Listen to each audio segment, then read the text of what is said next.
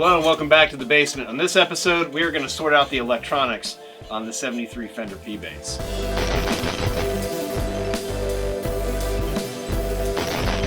So I don't know if you watched the last episode where I did a complete new fret job, all the way down to removing the old frets on the 73 P Bass. But I knew as soon as I finished that part of the project, I was going to have to tackle the electronics because, well, it sounds like this.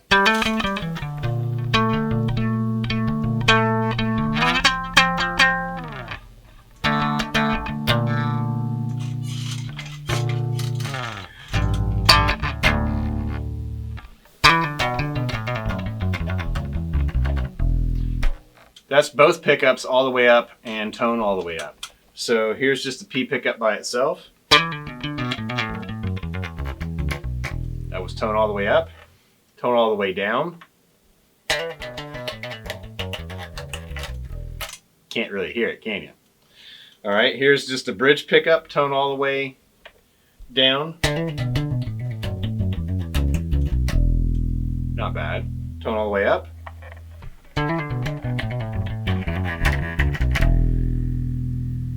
So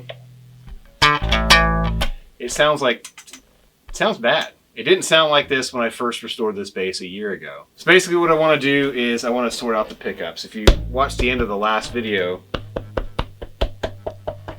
I had a lot of issues with microphonics coming out of the bridge pickup, and just something doesn't sound right with the Precision Bass pickup. Now, this isn't the original pickup that came with it in the 73. This is actually a original 62 Precision Bass pickup. So it has the original 62 packaging on or branding on the box. So I put this in, ooh, it had to have been easily 15 plus years ago. No, it would have been more than 15 years ago. I was in my 20s.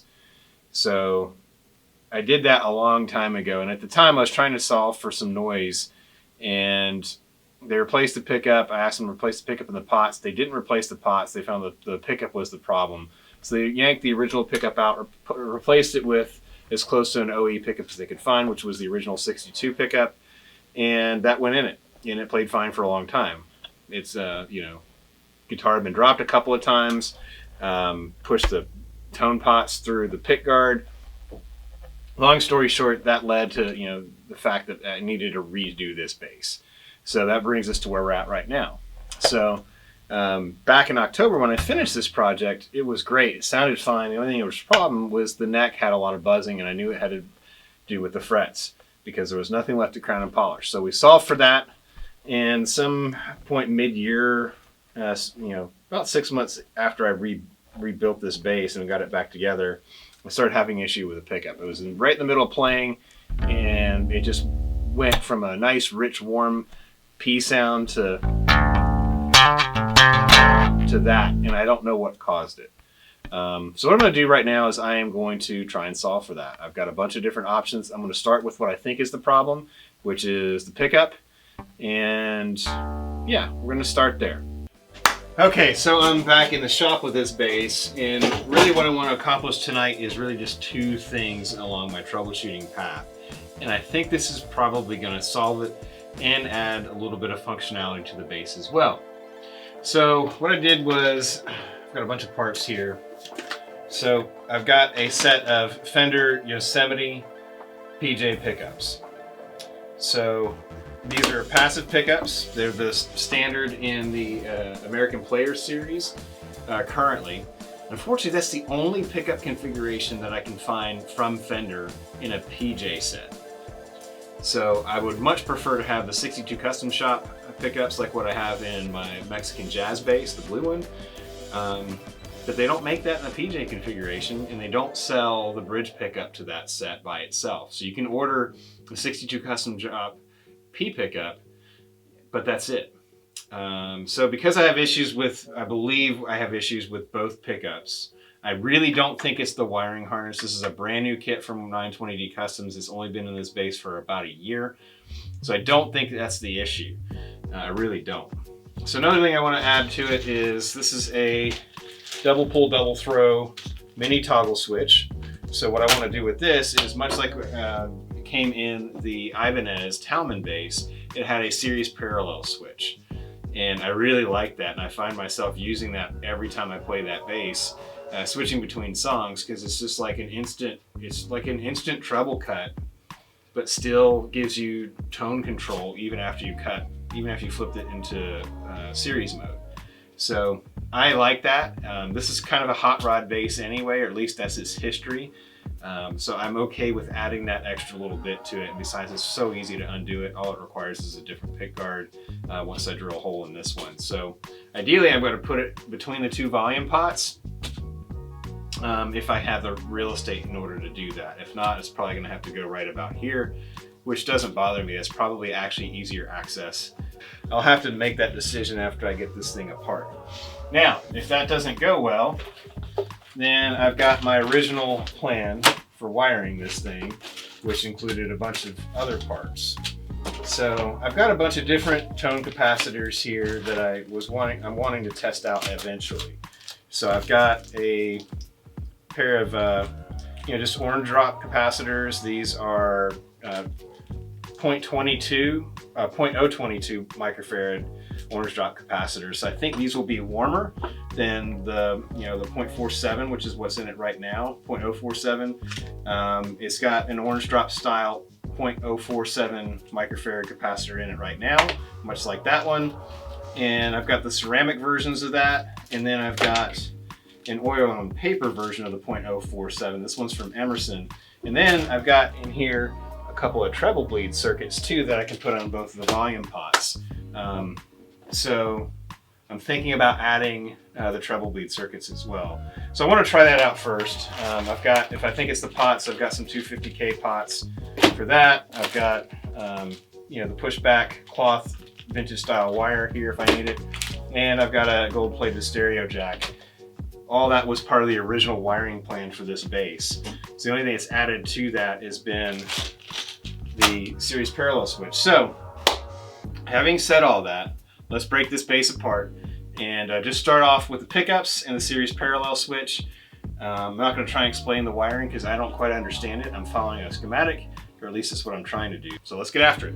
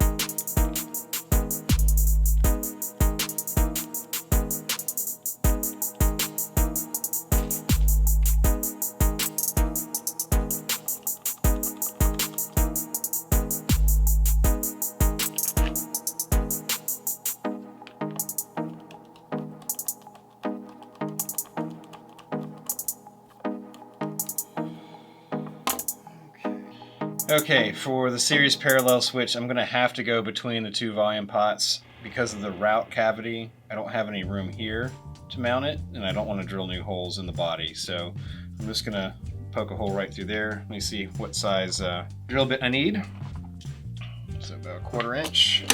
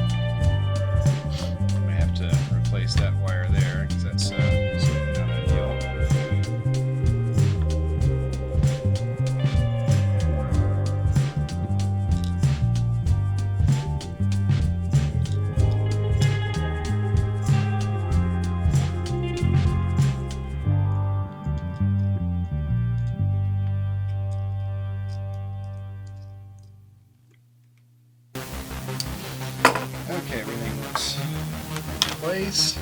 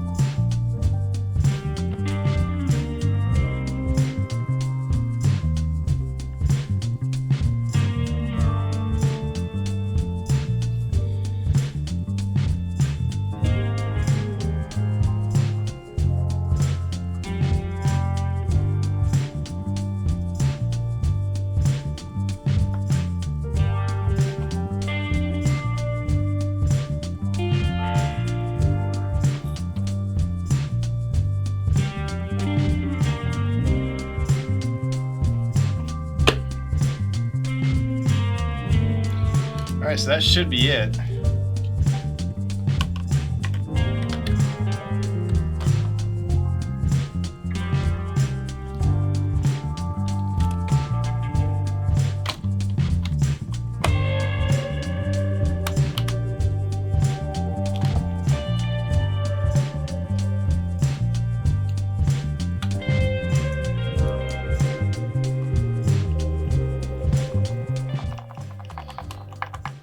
Alright, I'm going to go hook this up and do a tap test with the screwdriver on the pole pieces before I do anything else.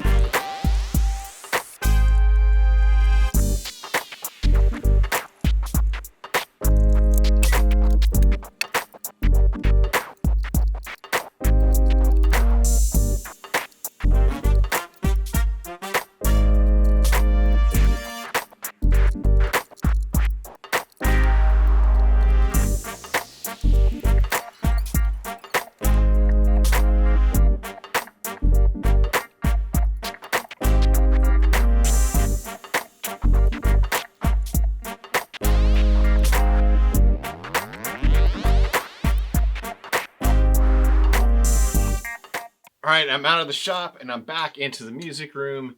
And man, to be honest, full disclosure, it's been almost 6 weeks since I last filmed on this particular project. The bass is done. Mostly. I've got a couple issues. That's been the reason for the delay that I've been trying to sort out. And it's not quite there yet. I've got some problems.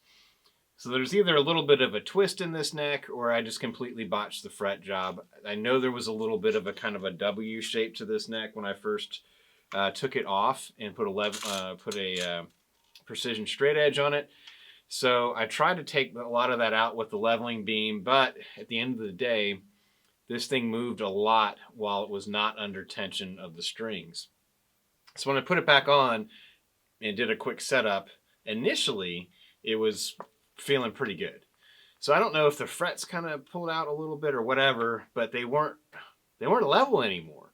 I put a fret rocker on them and I had high frets all over the place. Something happened. So I took it off, leveled it, crowned and polished it again. In fact, I did it 3 additional times. And I may have taken a little bit of too much off of the frets on the treble side because I still have some buzzing. I've got good setup on the bridge as well as the nut. In fact, I replaced the nut. I made a bone nut from scratch and even radiused the underside to match the radius of the 7 1/4 inch fretboard. That was fun.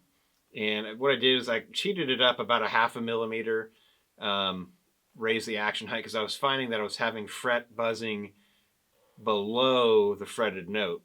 So that meant the nut slot was slotted a little bit too low on the Fender factory nut. For the most part, when you put those in, you don't have to do anything. They're pretty much spot on. But I found that there was, at least on the D string, I'm sorry, the G string, there was fret buzz on below the fretted note. So where I'm at right now is I've set it up as best I can. I've got new strings on it and new nut. I've raised the action is about as high as I'm going to. And I sorted out the G, but the D is giving me all kinds of fret buzz. And I've got that up about a 1/2 millimeter higher on the saddle than the rest of the strings.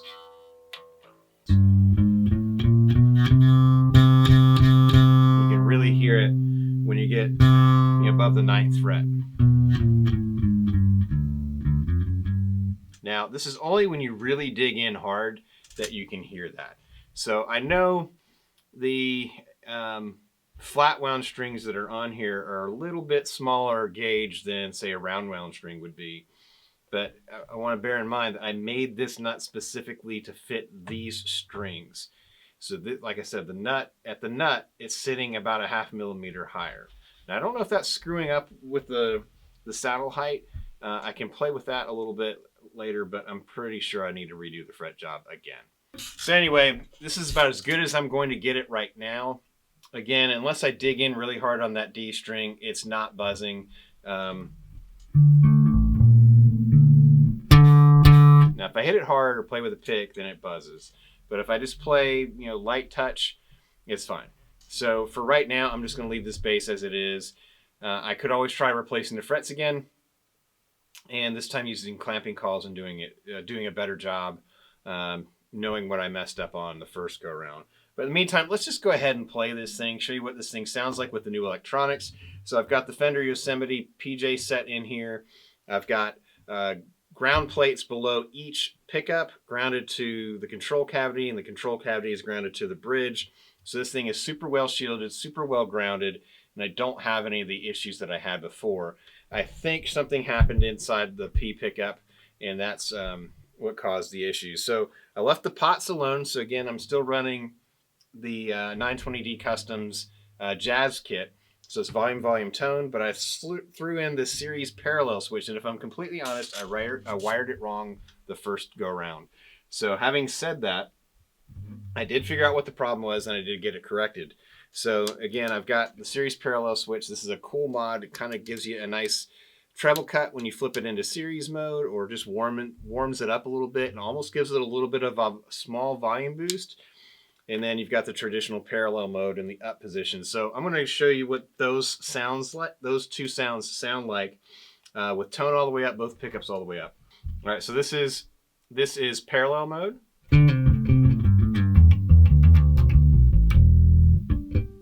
This is series.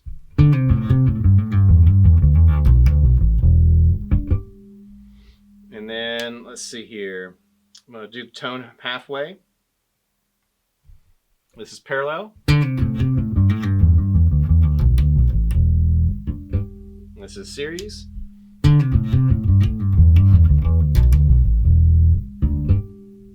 Now, the way the series parallel switch works is that I can't do the P pickup by itself in series, because when you turn the volume pot down on the bridge pickup, it kind of breaks the circuit, breaks the series, and it doesn't work. So when you do that, you kind of get you get a kill switch essentially out of this series parallel switch.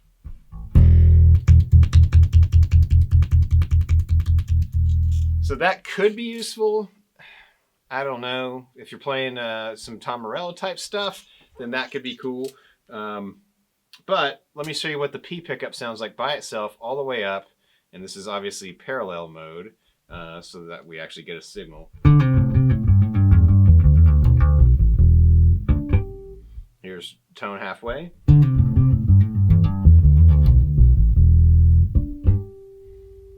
So at the end of the day, I am happy with the way this bass sounds. I've got the action set a little higher than I'd like, but that's all right. This D string buzzes a little bit when you dig in, especially close to the 12th fret, but you know what? That's okay too. I eventually will figure these things out, and I will get it corrected, but for now, this bass lives again, and I can do whatever I need to with it for the most part. So again, when you're playing with flat wound strings, you really don't need to dig in that hard. This is kind of a mellow, smooth, warm sounding bass anyway, with the way that I have it set up. You can still get a little funky with it if you need to.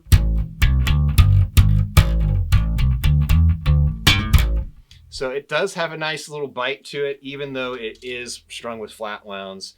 But I really dig this bass. This is, again, this is the first bass I've ever played, and it doesn't look anything like that first bass that I ever played. So far this restoration and this rescue has been going well. I still have some challenges, obviously, with the neck and the fretboard, but I'll eventually get them sorted out. It's taken me this long to get it to this point, so what's a few more years? So stay tuned. I've got a ton more episodes planned before the end of the year. I've got more planned than I probably have the realistic capacity to put out, but I'm going to try. I'm going to also put out some more playing videos, probably some more cover songs, just because I'm having fun playing covers lately. And yeah, I've got a bunch more gear-related videos when it comes to just trying things out. I'm going to take the flat wound strings that I put on this bass. Originally, I snapped one of them at the tuning peg for the G, so it shortened the string length. But because this is a 2-on-2, I want to see what flat wounds sound like on an acoustic bass. So that's probably going to be my next episode. I'm still going to rebuild my pedal board and start from scratch. I'm waiting on a couple tools to come in order to facilitate that, because I want to use pallet wood to kind of match the guitar rack. And I've got a couple of basses in the work that I'm going to be building from scratch. So I'm getting a few things lined up in order to facilitate that as well. So I don't know if I'll get a scratch-built guitar started before the end of the year, but I'm sure as heck going to try. But in the meantime, I've got a lot of other videos planned in the interim to take us to bridge that gap until I start building basses, which for sure will be something I'm going to be kicking the new year off. So anyway, thank you again so much for watching. Thank you for your patience between episodes. We'll see you next time down here in the basement.